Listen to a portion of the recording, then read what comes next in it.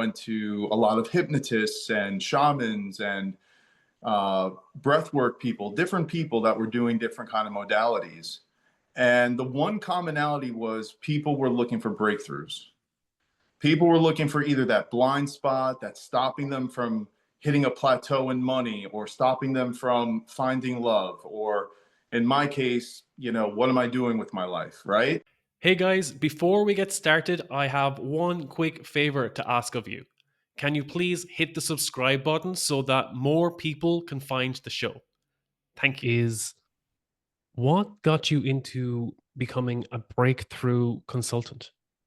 Yeah, thank you for having me. The breakthrough consultant really happened. I went through a very awful tragedy in 2021.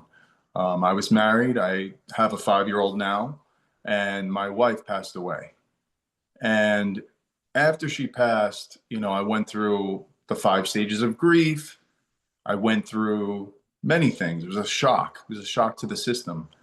And I got into many different modalities of spirituality.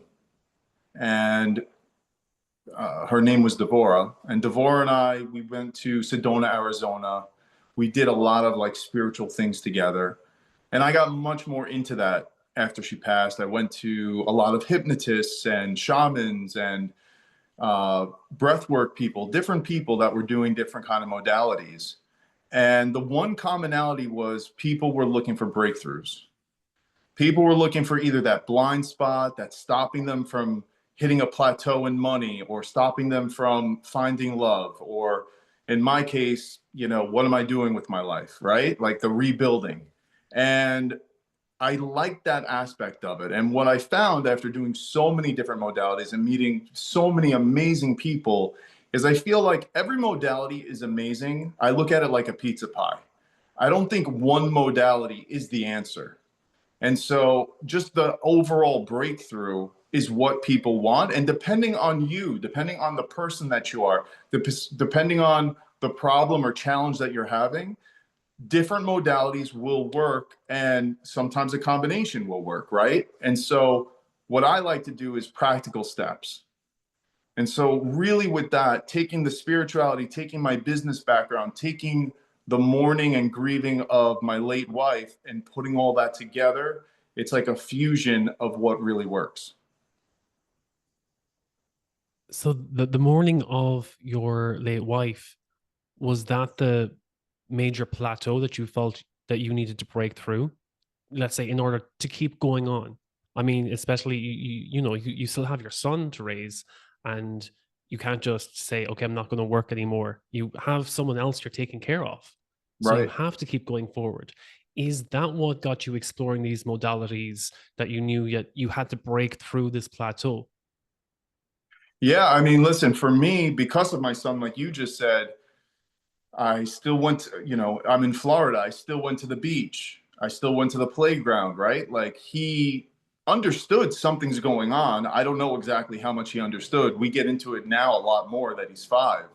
But at the end of the day, I still had to live his life with him, right? He still had to be a happy little kid going in the pool.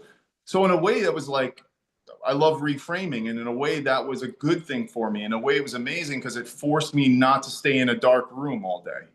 So it really got me out of the house and got me moving. And there were many breakthroughs for me, but I would say one of the big breakthroughs is figuring out this 3D versus 5D world that we live in. Figure out that we're just like this bones and meat suit, and that there's more to this. And so that in itself is a breakthrough. And then I would say the other breakthrough is just simply, like you said, how do we move forward? This is not going anywhere. I still think about her every second of every day. So, but how do we live our life while we're here? We'll go back to what you just said there, the difference between the 3D world and the 5D world. Can you explain a bit about that for me? Sure. So, without getting all woo woo, but it's basically we are in the 3D world, right? Like we're living here. We can tangibly touch stuff. And then if you've ever done meditation, or maybe some of you have done like plant medicine, there's many different things where even if you've gotten goosebumps, Even if you go to a scary haunted house and you get goosebumps, there's something beyond us. We only have so much vision. We can only have so much stimuli coming in. You know, there's massive brain studies coming out. Even today, I read one, and we can only handle so much information. And so there's so much here. And so just to give an example, right? Microwaves. That's a wave, but we're not seeing that. But there is a wave coming out of there heating up our food. So there's things going on that we can't see. There's radio waves flying right now. If we turned on a radio, we would be able to hear music. So what we see is only part of the puzzle. Now the 5D is more like the spiritual, the where I guess the next life is, right? Where people go after they die. And so it's all around us. It's just we can't see all of it, and you have to tap into that sometimes. Yeah, I think when we're so, as you said, so busy in our lives, we're so, let's say, occupied or living on autopilot Yeah. that we don't take the time to take a step back and become more aware of what's really going on around us. As you said, the goosebumps, what gives us those chills, what makes us vibe with another person. Like vibe comes from vibration, vibrational energy when we're around someone that we resonate with. Yeah. And we, even now, we don't have to be face to face with a person to feel that. We can feel that again over a Zoom call. We can feel that halfway across the world, that we can get that energy from someone else. They don't even necessarily have to be in the same room anymore. So it's but it requires you to be present in the moment, to Yeah. act, to listen both to how the other person reacts, how you're reacting as well to what they say, how they respond, how or body language. And as as you just said, it's something that we cannot tap into unless we give ourselves that space to reflect. Absolutely. Absolutely. And you're so right. I mean, isn't there certain people in your life that you just click with right away? Like chances are when people are dating, there's a click, there's a spark, right? We use all these words. And so there's people that we connect with. I think there's other people that we like them, they like us, but there's no connection, right? Like we've all met people that, hey, that's a great person. I have nothing negative to say, but I wouldn't see myself hanging out with them. And then there's other people you can't stand. And then there's just the spectrum of all of that stuff. And so it is fascinating where now we have this Zoom and it really connects us more than the cell phone. And it shows you that there is something more here because it does feel like we're having a real conversation. And if we were to like do a brain scan, if we were to uh, measure our breathing and things, it would be very similar as if we were standing next to each other.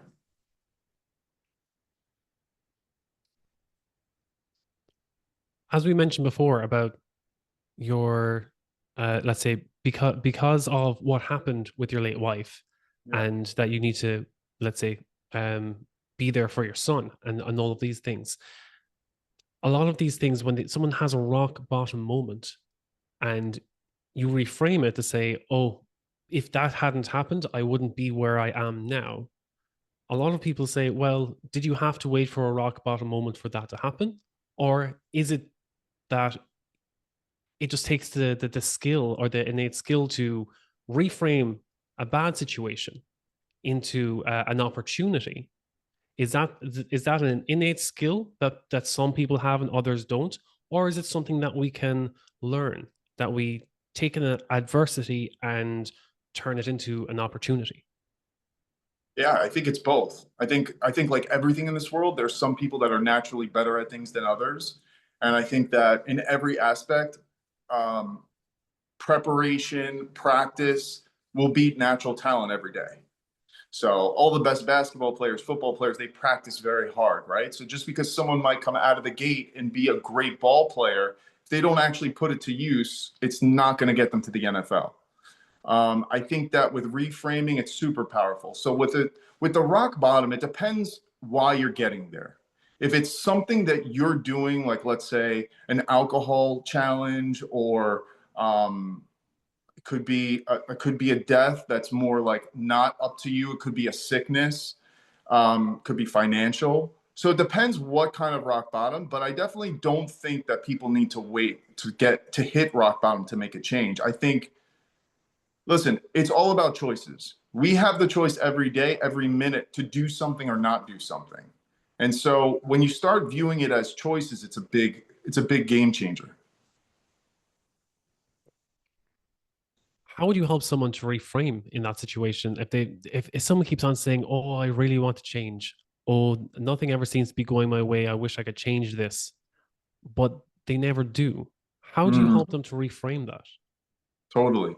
I think a large part of it is what's going on inside their head, that inner critic, if you will. What voice is going on in there?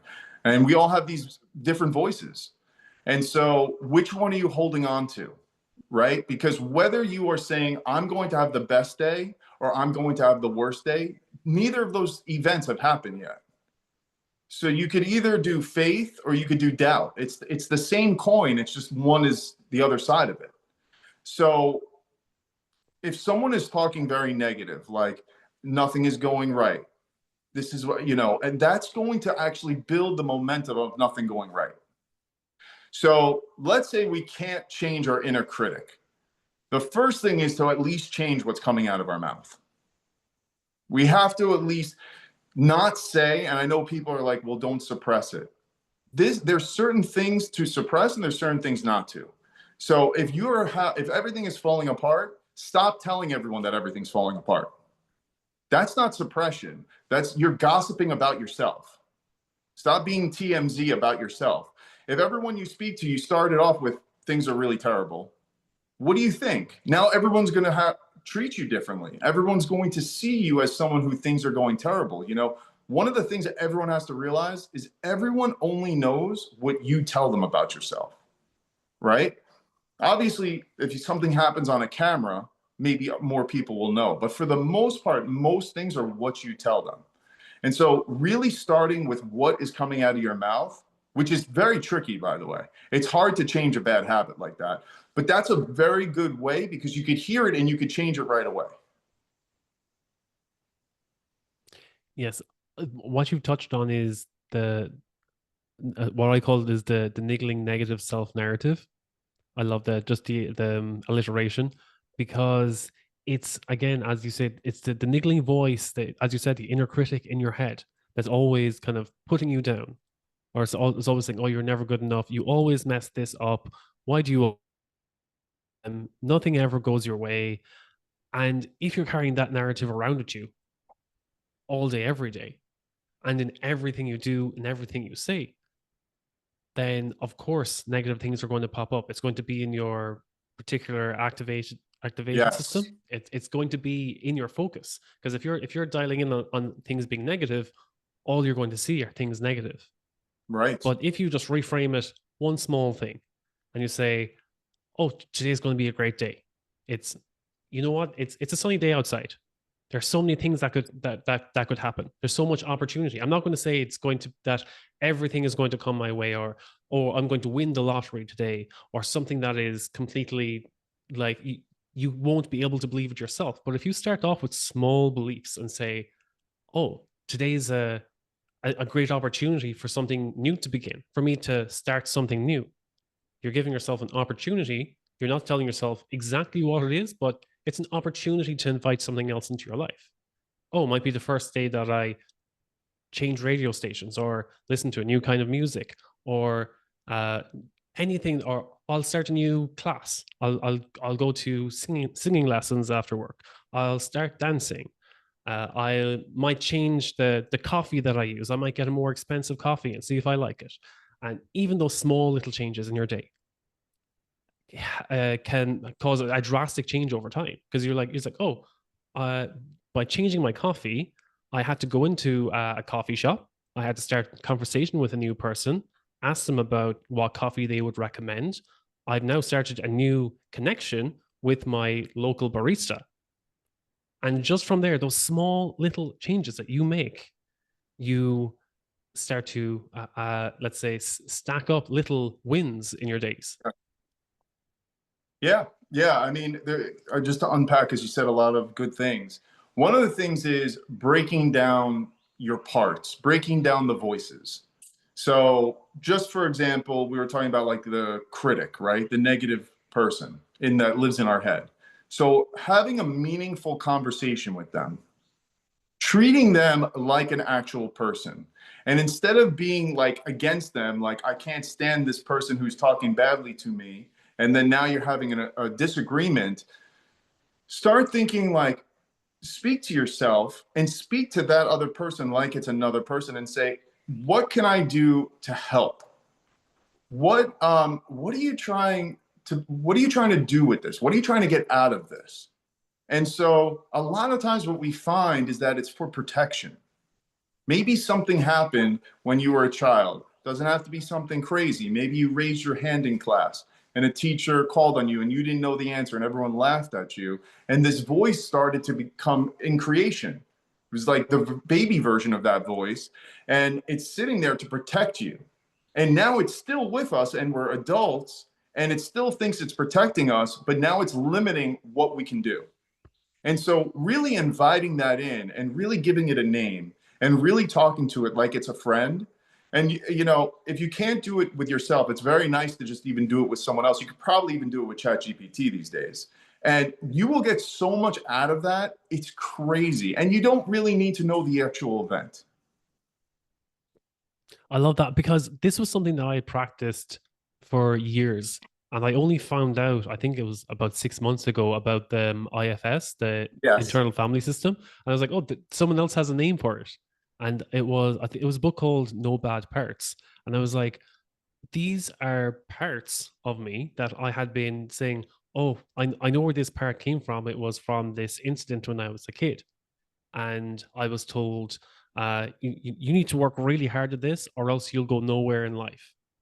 And as a result, that narrative, that part was telling me that if I didn't always show up being a busybody or always showing up as the hardest worker in the room, I was a failure, that I would go Mhm. nowhere in life. People would recognize me for what I was and I'd be a failure.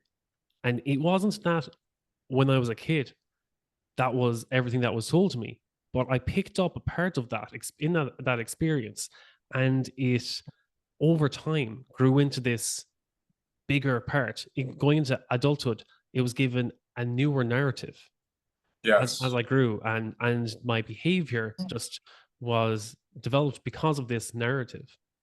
And it was by really addressing that and realizing, where did that part come from? Okay, I found the experience where that part came from, and then saying, okay, I acknowledge where you've come from and I appreciate what you've done for me. You were trying to protect me as a kid, but now as an adult, you're no longer serving me for that.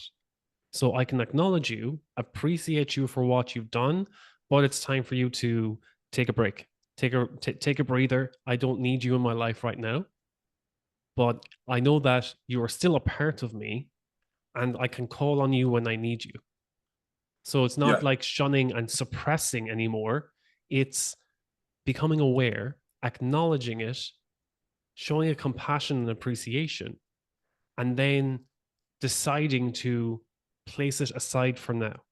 That you're not putting it in a box until one day it's going to burst out in a rage and emotion and an outburst.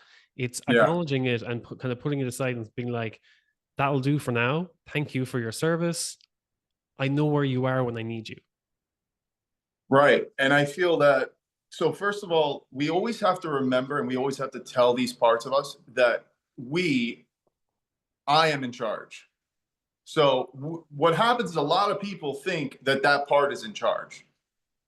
Sometimes it could be that part is a voice of a teacher or a parent, but we have to remind that part that we are in charge. That's number one. Number two, we really want to work together with that part because it's almost like spidey sense. That part is giving us a signal. So if it's fear, it's giving us a signal that possibly we're in danger, but that doesn't mean that we should stop doing it. It's just like, okay, it's like a radar detection.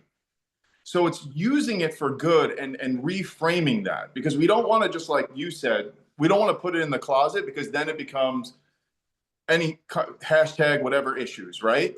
And so the other thing is, I'm a believer that you do not need to know the incident. So there's a lot of people that think you really need to figure out what exactly happened when you were a kid or when you were in middle school. Where did this come from? I'm a believer that if you know where it came from, great. If you don't, it's still great.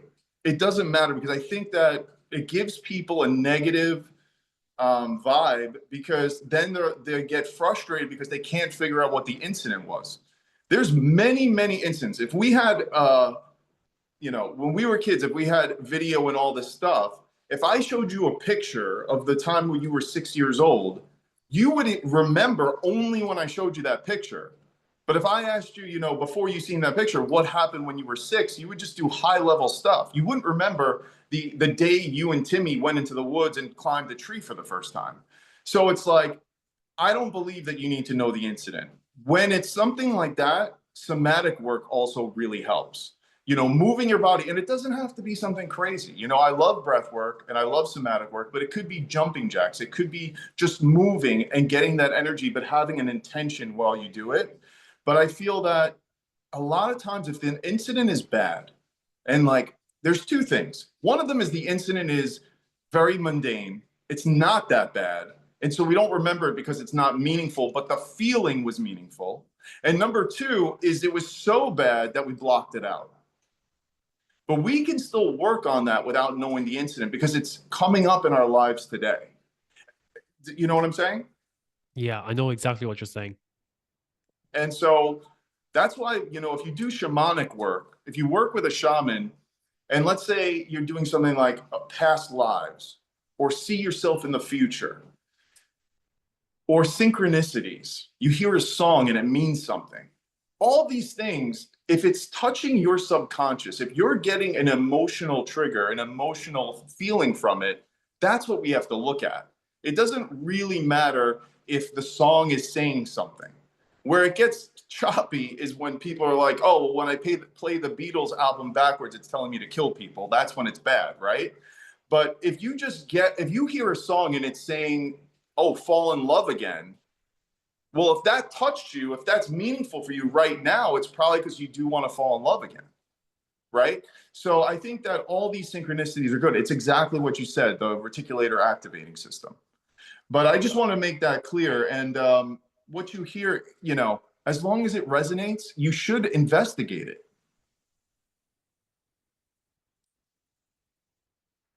Another part we touched on was, as you said, limiting beliefs. I Mm-hmm. think this really ties in well with this inner critic and the narrative, that there's a lot of things that we may have learned in early on in life that we feel are holding us back, or that sometimes we feel we're not we're not holding ourselves back.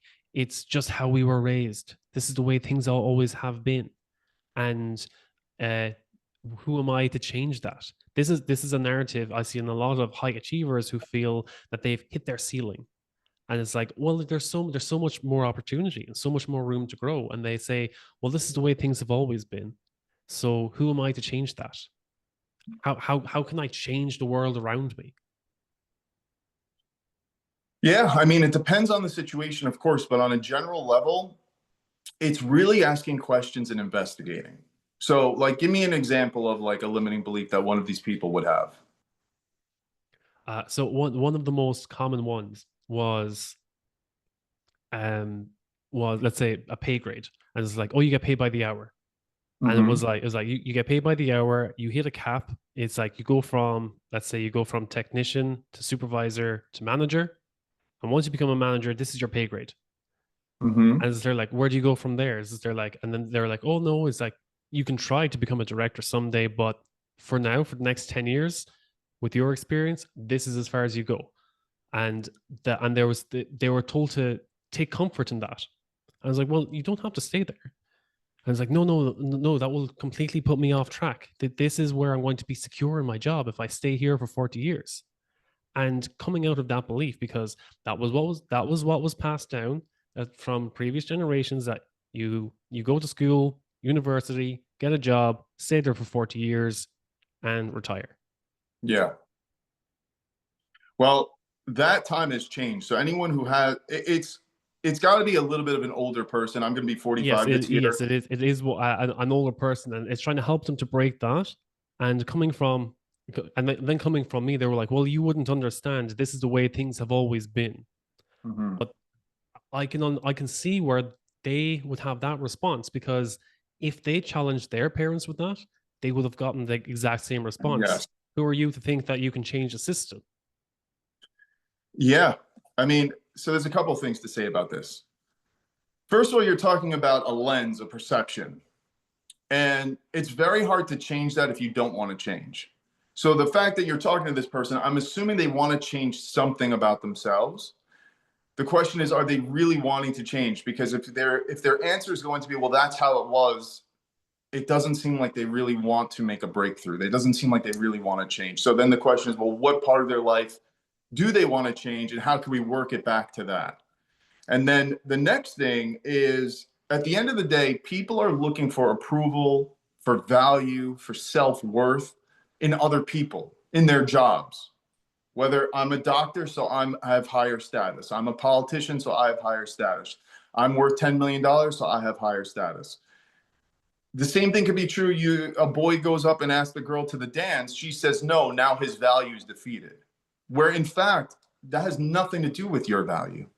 That's just a compatibility issue, right? And so a lot of people, they have a very small pool size. And so, like, even for example, this person, he's making these generalizations about one job at one company because he doesn't even see other jobs in other companies. And since he's putting it out there, he's probably only talking to people that resonate with that. And so they're feeling the same way, even if they work at a different company, because he probably wouldn't even have a conversation with a 1099 employee or a C-suite employee. So now he has all this RAS stuff just constantly backing up his thoughts because that's what he's putting out there. But if we're going to put our value and our self-worth in a pay salary or in something else, it's never going to happen. We're never going to get there because even when that person moves up and up and up, they're still going to feel a lack. They're going to still feel not good enough.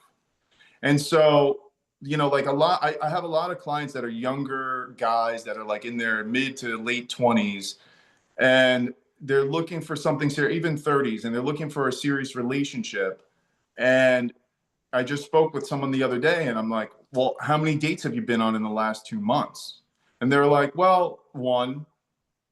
And I'm like, well, if you kiss one frog, it's not going to become a princess, right? So you need a higher pool size. A lot of times people don't go out to bat enough, right? Law of reps. So for this particular person, we have to find a little bit more about him. We have to really see if he wants to change and what is causing that change. What's the motivation? Yeah. Like a lot of the times it's they want to see change. They see that other people are changing. They see it on Facebook, they see it on Instagram. There's like all of these people who have this overnight success, and they're like, hey, if he can do that, I can do that. But as Mm-hmm. soon as you challenge, let's say, the limiting beliefs and say, you don't have to stay stuck in your 9 to 5. You can do something else instead. You've been working 20 years with this experience. You could go into consultancy, you could freelance, you could share your expertise in other ways. You can start a digital course. There's so many other options out there. And as soon as they feel that you're taking away the certainty of that payslip from them, they're like, no, but I can't leave this. This is what I know. And it Mm-hmm. comes back to that narrative of this is what you know, this is what you do, this is who you are. Right. You know, it's interesting. I think as a society, a lot of times we concentrate on the things that we cannot control. So if you're a business person, you're going to talk about the rates, you're going to talk about the market, but you can't control that. So the real thing you can control is outreach. So for this person, he is like constantly talking about not being able to leave the job. But what he's not talking about is if he's leaving the job at 5 o'clock, what is he doing for 5 hours before he goes to sleep? And is he doing something to help move his life forward in those 5 hours? So if he's just doing Netflix, if he's not carving out any time to do consultancy or something like that, that's how you start reframing and breaking this stuff by showing that what you're saying, let's put it in the true pile for a minute. but what about all this stuff? And so why aren't you doing this stuff? And then what it breaks down to is that there's a fear. Usually it's a fear of being judged. It's a fear of success, failure. And it's a fear of what people will think about you, right? How many times do you personally meet people that are like, oh, I want to do a podcast. I want to go online. I want to do more content, but I'm scared. I don't know what to do. Right. So it's this fear that that girl in second grade is going to see you on Facebook and laugh at you. Meanwhile, you're never going to have any interactions with her anyway.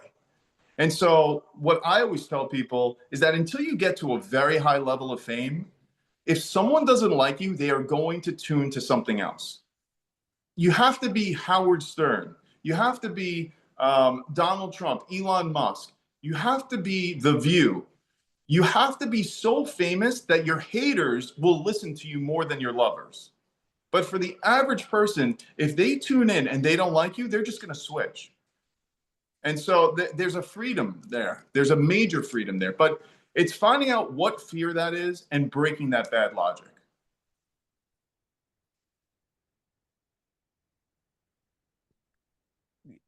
Carving out those 5 hours, as you said, where people, as you said, they go into the Netflix, they procrastinate. It's the fear of uncertainty. I like what you said there. It's both the fear of failure and the fear of success. Because I've seen this too, where people are afraid, but what if I win? What if I go viral? What do I do then? Yeah. And it's no longer, you think that they're chasing after the money, that they're chasing after, oh, I want to be 6 7 figure CEO, but they found certainty in the 9 to 5 grinds that they've been doing for the last 20 30 years, and they are afraid that if they go viral and they get fame and this and their lifestyle changes, they don't know who they will be. And what the funny thing is that it doesn't happen overnight. They see what they call overnight successes, and they're Yes. afraid, if I put this post on TikTok, I'm going to go viral and my life will change forever. Right. Where that didn't happen overnight. That was someone who has been putting in the effort over years. And only in the minority of cases is going to be one post sent someone to Yeah. fame And overnight. The even if it does, 0.1%. even if that one post goes viral, it's going to quickly die out. Look, that girl that got so famous, right? Um, there was a girl recently that got super famous in America, and she went viral and even had some kind of a crypto coin and all this stuff. It doesn't last forever because it's just funny at the end of the day. It's just something that's amusing, interesting, funny. And I think what happens a lot is people are too many steps ahead. Like even this, whether it's dating, whether it's making a plan. Oh, what if I go viral? What if this and this and this happen? Okay, but let's just figure out 2 steps from now, right? Like you're so far out there, and I always believe in having a plan, but you're so far out there that now you're just really winging it because we don't even know what's going to happen in this crazy multiverse future that you're describing. So breaking it down into baby steps and doing one thing at a time is super powerful. Also, really going into why would I feel that way if I became famous? Like, what am I really running away from? Because probably it's just a way to feel better about themselves by procrastinating. It's a way of feeling better about themselves for not doing the work, you know? And so the overnight success is hysterical because that happens a lot with comedians, and I love comedians. There's guys that will have a Netflix series, be like, wow, this guy's an overnight success. I never heard of him. Meanwhile, for the last 20 years, he's been grinding every night in every state in all these comedy clubs. You don't see the iceberg bottom. You just see the tip. You don't really see what's going on there. And it's very rare that anyone's an overnight success. It's just so rare. Musicians, bands are another example of that. And so it's really about finding who your audience is, who your people are. And a lot of times when people are talking about that fear of failure, fear of success, it's like they're thinking that it's an audience that doesn't like them. The audience that doesn't like you will not listen to you. You want to find who likes you and who you connect with. And it might be different than what you think, And so, like, just for example, if you take Metallica and you take Taylor Swift, those are going to be two different audiences. So if Metallica comes out and performs at a Taylor Swift concert, people might say it's terrible. And if Taylor Swift performs at a Metallica concert, they might say it's terrible. Meanwhile, they're both very high achievers. So we have to break these things down into steps. I think it's just easy for people to get lost in space and like they're using it as an excuse. Yeah, again, it's about taking a step back, but also, let's say some people zoom out too far, or they zoom too much into the future. It's like buying a lottery ticket and already getting anxious about how you're going to spend your 45 million Powerball win, and Yes. being like, where am I going to do? How much am I going to give to my kids? And all this is like, you haven't, like, there hasn't been a draw. You haven't won the ticket. Yes. It's as we said, people who are like worrying about what happened in the past, things that they can't change, and things that getting anxious about the future that hasn't happened yet. Yes. Again, going into the things that are so far beyond our control, and worrying about the things that we cannot change, when Yes. we can focus on, okay, how am I going to spend this evening? For me, is like, do I spend 6 hours binging on Netflix, or do I jump on a call and have a great chat with Bryan? Exactly. I think this is the win. Yes. And it's interesting you brought up about the past, right? And listen, I've had that as a challenge for me. I've moved past it, but that used to be a challenge. It started with um, I did a lot of real estate in Brooklyn. I own a few houses over there, and it started with driving around Brooklyn, being like, "Oh my God, I could have bought that house for 300. Oh my God, I could have bought that house, and it's worth 2 million. I could have bought it for this." But and then, of course, when Devora passed away, you start thinking, "Oh well, what could have been?" You start thinking about these things. It's a normal human response. What's not good, and what makes it like wavering, is when you get obsessed with that. Because if you get obsessed with the past, now you're really not in the present. You're really living in a totally different headspace. So the other thing is, it reminds me of manifestation. And what you're talking about is kind of like manifesting. And I think that what a lot of people out there in the world of YouTube get wrong is they're like, well, you can manifest by visualizing, or you can manifest by thinking about these things, but with no action, it's not going to happen. And so they're kind of telling you, sit on your couch, manifest. Meanwhile, they're editing, they're making the content, they're doing all these active things, but they're telling their audience to just sit there and chill and visualize. Both are needed. Both are needed very much. Yeah, I think that's the part of manifesting where, let's say, the secret and manifesting and all of these things, that people forget about the action that you take afterwards. Yes, you become aware of what you want.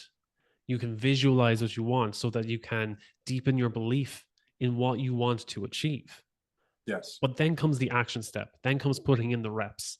How do you move yourself forward towards that vision? These things don't happen overnight. If you want to make money sitting on your couch watching Netflix, is not going to make that happen.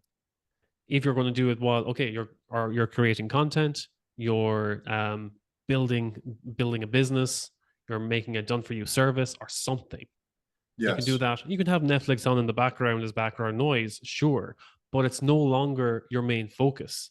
Your focus is on building something, taking action towards that vision. Yeah. Yeah. I mean, I think athletes have this the best. I think Olympic athletes and Michael Jordan, Yes. I feel like athletes do this the best, where it's masterful preparation, a lot of practice, and then visualizing themselves winning, right? They're visualizing nonstop, and they're visualizing usually before their event.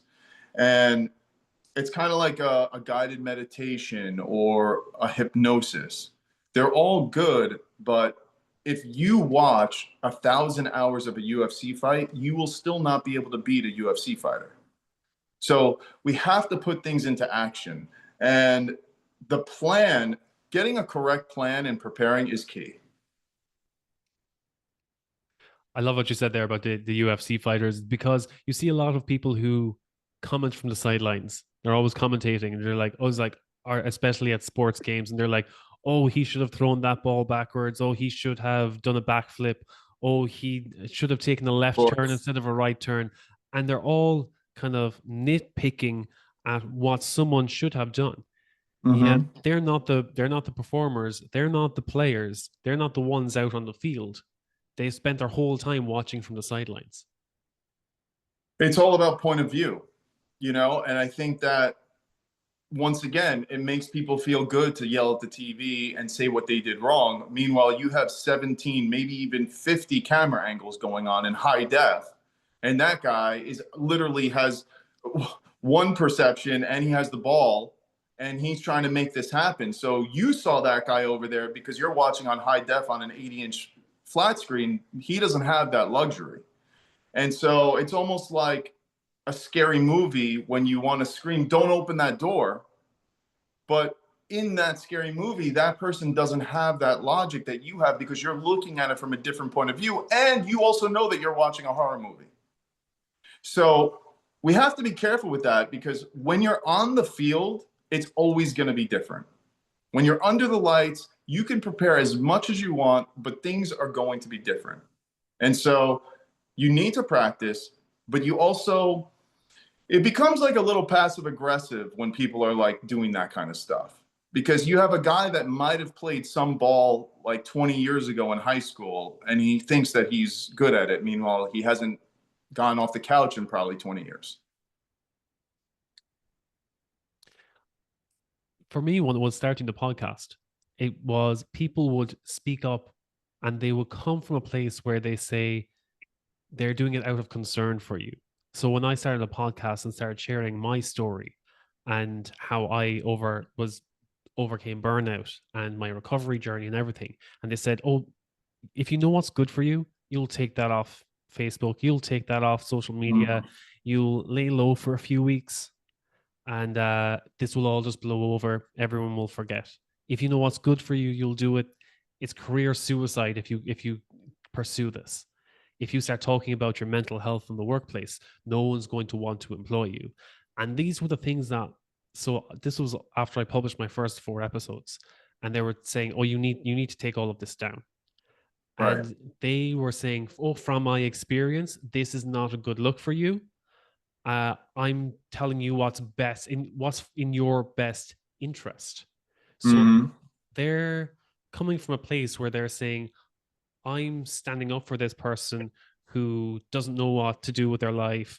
I'm guiding them. And this is a narrative they're telling themselves from a place of kind of authority and power. They're saying like, I'm giving them guidance on how they can better themselves. Right. Whereas what really was coming up was they were deflecting how uncomfortable I was making them feel. I was bringing a lot of things to the spotlight that they had never addressed. Yeah. Yeah. It's interesting because a lot of people go through this where you have someone, and I'm not even talking about anyone, right? Like it's one thing if you're trying to do a podcast. Let's just use that example because we're talking about it. So now, if Joe Rogan gives you advice, it should hold a lot more weight than if Cousin Jimmy gives you advice. So it depends who it is and what their mindset is and perspective is. That's a big one, right? Because people usually won't punch down. Joe Rogan is not going to be like, you're a piece of crap for having this podcast. It's never going to happen. He's always going to say positive things, right? He's going to be like, keep going, you can do this. So when other people get involved, it's interesting because then there's the other side of the coin where maybe they see something you don't see. And so let's say, just for example, you're thinking about taking a new job and someone says, no, no, I used to work at the company. You don't want to because of X, Y, and Z. And so I think we get a little confused and we get a little lost. Where's the good advice and where's the bad advice? And the quick and dirty way of figuring this out is where are they coming from? How do they benefit? And really, do they know what they're talking about? Okay. So don't take financial advice from a homeless person in Manhattan, right? So you might not be the best answer. It doesn't mean that any accountant, attorney, doctor. How many times have you gone to a doctor and they give you the wrong thing and then you come back, that medicine didn't work? It's going to happen. Not everyone's right all the time. And that's where like the nuance comes in. Yeah, it's one thing I always get people to do is to question everything. If like if you're older than 25 years old, your brain chemistry has stabilized. You can choose what you believe in, but always question everything. Question your old beliefs, but also when someone gives you advice, question the source also. So if like for me, when I was getting healthier and going to the gym, and my personal trainer was recommending things for me to do, and he was like, "Oh, this is how you'll get into peak shape." And next thing I saw him outside the gym, like vaping for 5 minutes, and I'm like, "Wow!" It's like he's trying to preach a healthy lifestyle to me and telling me that I'm living unhealthily. Yet I've just watched him inhale a full vape. Right. I'm like, okay, well, that's not someone I want to take health advice from. Yes. So I was like, okay, I'm going to see someone else who might be living healthier, and someone who I look up to, and then ask them for advice. Wow, you're in great shape. How did you get there? What's your routine like? Maybe I can mirror something like that. So, and as with the job example as well, if someone says, "Oh, I had a horrible experience at that place," and it's like, okay, but where in the company were you working? Were you on the shop floor with Exactly. a toxic supervisor, or were you in the C-suite? Exactly. And I'm going to say so. I love common sense. It's just so uncommon these days. I love common sense. And a lot of people don't do this very simple thing, which is write things down. A lot of people keep things in their head, they marinate. And a very simple metaphor that I like to use is people will have a list of groceries and they go into the store and they're thinking to themselves, orange juice, turkey, milk. Okay, orange juice, turkey, milk, orange juice, turkey, milk. And they're going around and they're trying to remember the orange juice, turkey, and milk. They don't write it down. Once you write it down, you can use your brain power for other things. And so the way I like to look at it is if you've seen any FBI movie or TV show where they're trying to catch the killer, what do they always do? They have a big whiteboard. They put all the evidence on the board. They usually take a piece of string if it's an old school one, and they have the string going from one person to the other, and they're just staring at it. And then all of a sudden, someone says something, and then the epiphany happens, and they realize that it's the next door neighbor. You need to see it because when you see it in writing, it's a different thing than when it's in your head. And so just taking that, it should be more than 5 minutes, but at least taking some time and writing it down. Okay, so if I leave my job, this will happen. And then these are the two options that will happen. And really think it through. And when you look at it, then if you want to ask someone for advice, who hopefully has, like you said, been there, done that, well, then you can really have something to talk about rather than just some theoretical idea. And I think that's way more powerful. Yeah, it's bringing everything to the table. Whereas rather than it just being one personal anecdote from someone who maybe they didn't even get the interview and they said, "Oh, I don't like that place. They turned me down." And that was and they just come to you and say, "Trust me, you don't want to work there. You don't know what they're like." It's like, Right. well, I don't know what they're like. And if you understood where their point of view was coming from, you'd realize neither do they. And it's getting all of the pieces together and having, as you said, having the board with the string, attaching all the pieces of evidence, all the different perspectives, and often not only having one source of advice, but getting multiple different sources, different points of view that help you to decide, okay, now which one do I choose is the right path for me? Or which Yeah. one do I want to take ownership of, rather than just saying, "Oh, well, my dad told me this is the way things are, so this is how things will get done." So a very big thing that I do is help people take their power back. And I guess that means something different for different people because it's kind of a line that's been used. But what you're kind of saying, when you're trying to make a decision and you're going around getting advice, once again, this is nuance. I'm not saying don't get advice, but look into yourself. Really dig deep in yourself, write it down, figure out the game plan, close your eyes, meditate on it, really think because what people are doing is they're having you make the decision. So that way, if it doesn't work out, I'm relieving myself of responsibility. And then they're going to come and see you on Christmas and say, I can't believe you told me to not take that job. You know, my friend Jimmy took the job and now he's making 150K and he's doing the best thing ever. I could have been that guy. You know? And so they're removing this responsibility, and it's amazing. It's kind of like, I deal with a lot of men that, I also deal with women, but these just happen to be men topics. I deal with a lot of men that have anger issues, you know, tough guy issues. And obviously, being from New York, there's a lot of tough guys. And they don't realize that if I can just say something and you flip, who's in control? If I could say one word, it's like these people with road rages. You don't know. Maybe the person has diarrhea and trying to get home as fast as possible. Maybe they had bad Chinese food. Like, why are you taking it so personal? But you're really giving all of your power to that person. And so it's so important in this thing, meaning I feel like I should leave my job because of this. This is my game plan. I'm going to speak to someone who's been there, done that. And if they have something different to say, why are they saying something different? And overall, I want to make that responsibility. I want to make that choice myself. So it's this fine line. Yeah, it's that we can't choose what happens around us, but we can choose how we respond to it. Yes. And for a lot of people who are, let's say, trigger happy, or who are very quick to respond or quick to react like that, who are very, let's say, who literally just have a quick temper, they just show to others that they are not the ones in control. Yeah. And if you do that around friends and family a lot, then they're not going to be able to trust you. They're not going to be able to say, oh, well, Eugene's very grounded, Bryan is very grounded in who he is. It's going to be like, no, he's very quick to temper. We don't know which side of him we're going to get. Right. And And, that's not, that tough guy act.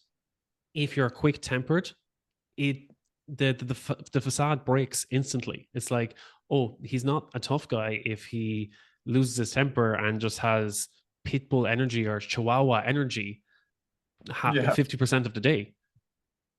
Yeah. I mean, look, the reason people get triggered is because they believe it's true at some level.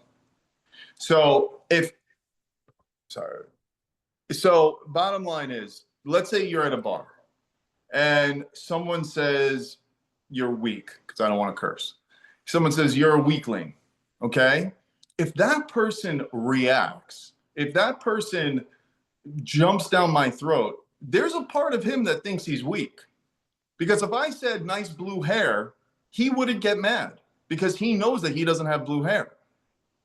If you make a reference to someone and they're getting triggered, it's because they believe it as well. So that's like the nuance. Once again, you're putting your value and your self-worth into other people's hands. You know, a lot of times with the women I work with, and it's some men, but a lot of the women, they're like, I went on a date and I really want to know if he likes me. And my answer is always, my question to them is always, well, do you like him? Stop being so concerned if he likes you, because now you just like the fact that he likes you. You, whoever you are, man, woman, man, whatever it is, you should be like on an interview, not that you're trying to get the job, that you're trying to interview them to get the job of you, right? And too many times people are giving away their power. I just want to know if Johnny likes me. And then what happens is 3 months down the road, 6 months down the road, they're in an awful relationship because they never really liked Johnny. They just liked the fact that he liked them. I like your interview example, because that was something when my last time job hunting, I had the one question I asked at the end of every interview. And it was, I'd ask the interviewer what got them excited about their job every morning. Hmm. And 9 times out of 10, they'd shrug their shoulders and say, oh, it's just my 9 to 5. And straight up, it was a no for me. And I'm like, okay, well, you've told me everything I need to know about this job. I'm like, if you're going to be my future manager and that's how you feel about work, you've told me how you feel about your team, you've told me about the vision you bring to work every morning, and that's not for me. And they were like, Right. whoa. And for a lot of them, they were like, well, that was a curveball. Why did you come to the interview if you were just going to say no? And they didn't realize it was a two-way conversation. They said, Yeah. no, you're coming here because you're looking for work. Whereas I'm coming here because I want to see, do I want to spend the next 5 or 10 years of my life working for you? And they did not see that perspective. Yeah. It's funny. It all comes down to neediness, Mm, desperation, um, yes. like especially in sales, right? The bottom line with humans, I feel, if I want you to do something, you immediately don't want to do it. So imagine you had 100 clients. How would you act versus if you have zero, right? And so it should always be what's best for a win-win. If you're going to be too desperate, too needy, I really want you to join this program. This really is going to work. It's really the right thing. They're going to feel it. They're going to feel like something is off. Where if you had 100 clients and everything was amazing, you'd be like, this is what I do, take it or leave it. And so, if you want to know an example of this, go to a Kia, Toyota, Hyundai dealership, and then go to a Ferrari dealership, and you're going to see the difference very easily. It's one of them is making you work for it. Why should I sell this Ferrari to you? Have you ever driven a Ferrari? Do you ever own a Ferrari? I mean, why do you think that you should drive a Ferrari versus a Kia? They're going to be like, we can cut it $50. We can cut it $200. I didn't even start, and they're already negotiating with themselves. So there's that major difference, and it's the desperation. It's having that big pipeline that really helps. So for people who want to, we've covered so much between your limiting beliefs, having that breakthrough moment, and especially the narratives we have here with the careers, where people feel like, as we've said, uh, not liking the other person, but hoping the other person liking the other person because they like you. Yes. The narrative of the interviewer is saying like, "Hey, you should take this job. You're the one who wants a job, right?" Or the salesperson saying, "Hey, buy my stuff," and it's going to have the opposite effect. It's the same thing when we chase things in life that we think that, oh, we're chasing. I want a 6 7 figure business, or I want the 8 figure exit, and all of these things that people say that we should be chasing. But oftentimes people, they want happiness, they want success, but the dream they're being sold is not their dream. It is what they're being told is what happiness and success looks like. And they're being told to chase this, but it's not truly what they want. So as we've covered, they've been sold this dream to chase, but the underlying fear of change is what's holding them back. And here you just have a rift of, this is where I feel comfortable, but people are telling me I need to change. And the fear of the uncertainty in the middle is where I feel stuck. Yes. Is this how you help someone have a breakthrough where they need to decide, okay, are you happy with your comfort? Are you happy where you are here? And you just feel you're being pulled towards something that you don't really want? Or do you feel that there's room in your life for change and you want to change, but you're stuck in this uncertainty? We just need to break this wall of uncertainty so that you can achieve that that success or growth that you desire. But this wall or this that you need to break through is just in the way.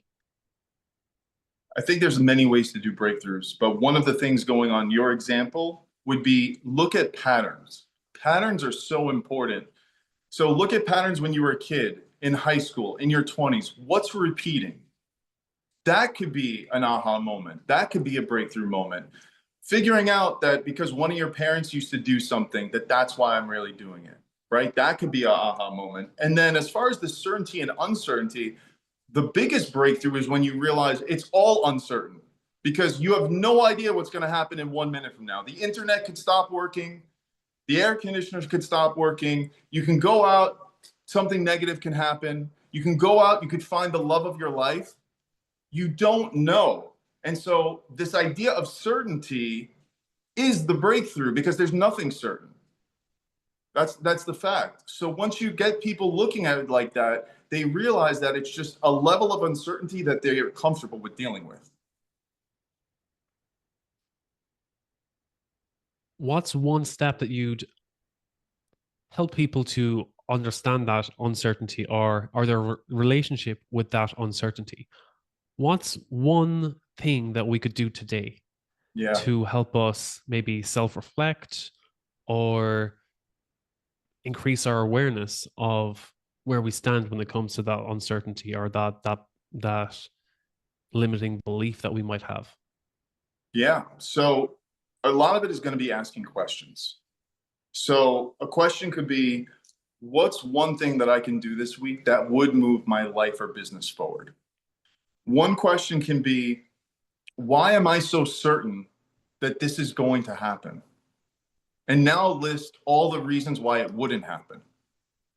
And so just by asking yourself questions and writing these concepts down, you're going to start to see what's really certain and what's not. Because you're certain that when you go to the light switch, it's going to turn on. You're certain that you're going to drive to work tomorrow. But the reality is we don't know. The reality is COVID happened and everything shut down. If I would have told you 6 years ago that New York is shut down and all these restaurants that have been around for 100 years are going to go out of business, you would look at me like I had five heads. So what's nice about it, in a negative way, what's nice about it is that we're seeing levels of uncertainty and certainty playing out in real time. So even the COVID thing is an example. The fact that Donald Trump is president is an example. The fact that the market is crashing right now is an example. No one would have known this stuff with the tariffs a year ago. Doesn't matter what side of the aisle you're on. The fact is that all these things are happening in front of us and we don't know what's going to happen. And that's a freedom, because actually what the prison is thinking that it's certain.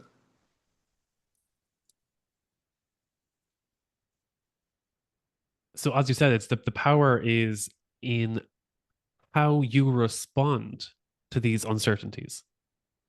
Yeah. Yeah. And I think that really figuring out what you can control and what you can. I know that everyone said that a lot, but think about this. When you're talking with people in real life, listen to what they're talking about. If it's a business environment, are they talking about the interest rates in the market? If it's like a company environment, are they talking about, I wonder what the board is going to vote on? These things are out of your control.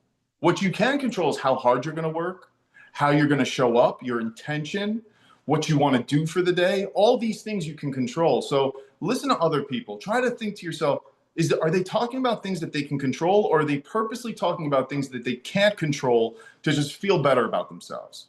To break through that plateau, what's the best way for them to get in touch with you? Fantastic. So best way is Instagram. It's Bryan, Bryan .may, Bryan May. Or you can go to my website. Bryan is amazing. Bryan with a Y. Bryn is amazing.com.